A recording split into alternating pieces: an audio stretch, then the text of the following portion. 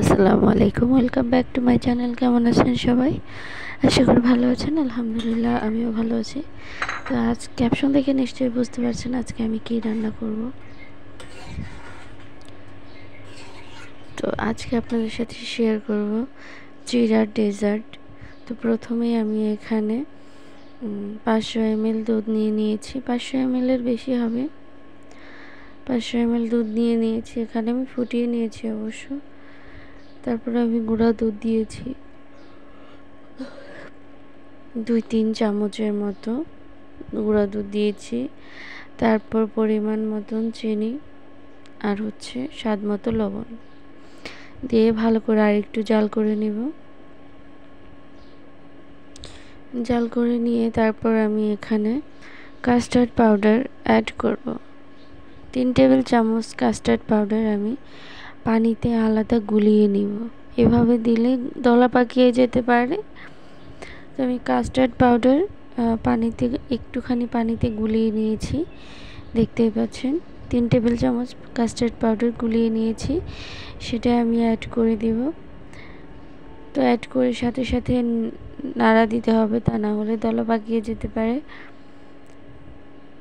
তো দেখতে পাচ্ছেন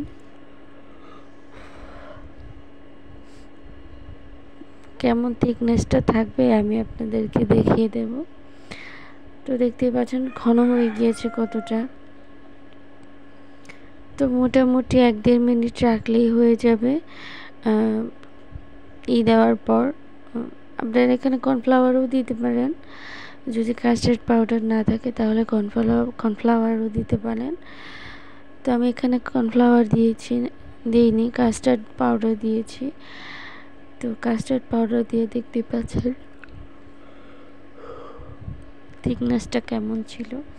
তো এখন আমি 2-3 ঘন্টার জন্য নর্মাল ফ্রিজে রেখে দিব, যাতে ঠান্ডা হয়ে যায়।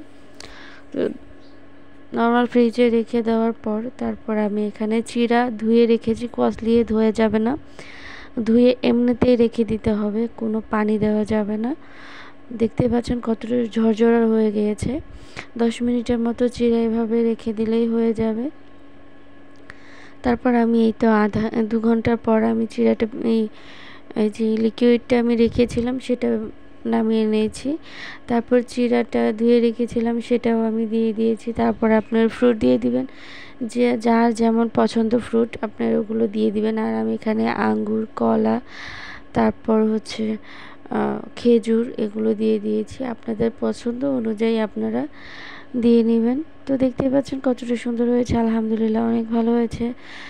তো সবাই ভালো থাকবেন, সুস্থ থাকবেন। আসসালামু আলাইকুম। অবশ্যই সাবস্ক্রাইব করবেন, শেয়ার করে দেবেন। ধন্যবাদ সবাইকে। আসসালামু আলাইকুম।